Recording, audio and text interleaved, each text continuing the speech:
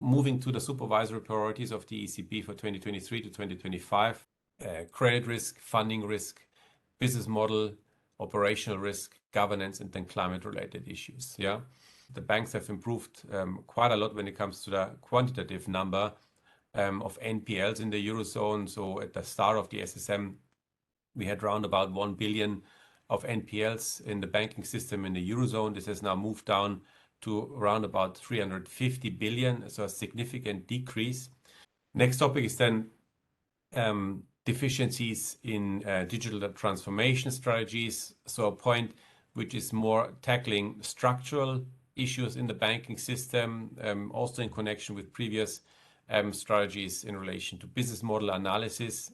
The last point, which is a very new topic on the agenda of supervision and obviously also for banks, which is material exposures to physical and transition risks, so climate change and the effect this will have on the real economy and as a consequence also on the banking system. The SSM is often and rightfully cited as a success story by many observers since it became operational in 2014.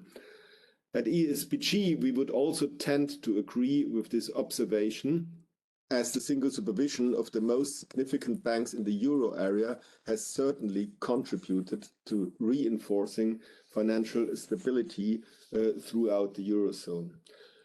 Still, not everything is perfect. So as a general comment, I would like to stress the importance of striking the right balance between harmonization and proportionality in banking supervision.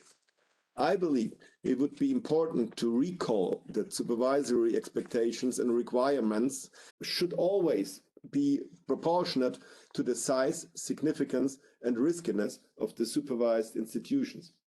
With respect to the application of the principle of proportionality, the supervisory authorities in the SSM, including the ECB and the national competent authorities, are to a very large extent bound by the degrees of freedom they have according to the legislation. So this concern is mainly for the co-legislators to kind of introduce in an upcoming, one of the many amendments of the CRD 4 in particular, the rules concerning the flexibility that can be embedded in order for the ECB then and the national competent authorities to have more rooms of maneuver in applying the proportionality principle. I think proportionality is a key point, and also we are trying to take this into consideration when it comes to our supervisory program. We also try to risk-base our supervisory approach when it comes to the intrusiveness of our supervision. So it means banks are categorized according to scores, and in simple terms, the more risky a bank is, the higher the supervisory intrusiveness in terms of on-site visits, in terms of meetings we have with the bank. One aspect which I do not see in the paper that was circulated by the SSM is the fact that by 2025, the ECB and the national competent authorities in the SSM will have to apply a new framework, meaning that we are waiting for the finalization of the second banking package, which will modify several aspects of the SRD4 and the CRD4 and the CRR. And this is very significant, especially when it comes to priority number 3, because a lot of more powers will be given to the supervisory authorities with regard to tackling environmental and climate-related risks. Dear Peter, if I may ask you here, how do you find the aspect of internal governance assessment currently being reflected in the supervisory efforts that we have established now? Internal governance is a very important topic for European savings and retail banks, especially in the context of the ongoing review of the banking package. And with the legislative proposal published in October 21, the European Commission would like to harmonize the fit and proper criteria across the European Union, clarifying the role of banks and supervisors for assessing the suitability of members of the management body and the timing of such assessments. In particular, proposing that fit and proper assessment should be conducted only ex post after those persons have taken up their duties. The Commission also set minimum suitability requirements for key function holders, including the suitability assessment by the entities and the competent authorities. ESBG is strongly against this proposal because of the current nomination and selection process in many EU member states. The ECB has been doing quite a lot to address the issue of climate change, especially in the last 2 years. Now, how important is this issue for banks regarding the risk management?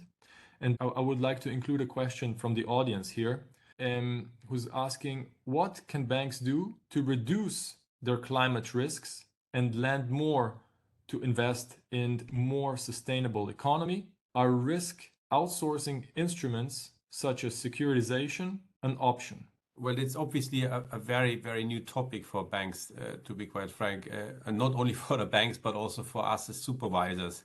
It's extremely important, but it's not only a question what, let's say, supervisors can do. It's very often also a decision by the banks to say, well, we would like to have a balance sheet which is having exposure to climate-friendly industries only by that and that time. I mean, this is what banks are doing more and more these days, but it's nothing that we as supervisors can impose on the banks. That's beyond our responsibility. For us, it's the main point is here to challenge the banks to see climate risk as another risk they have to deal with when it comes to granting loans, for example. How do you see banks acknowledging the fact that there is this exposure to climate risks, and what kind of measures do you see them take, or what are the main first initial steps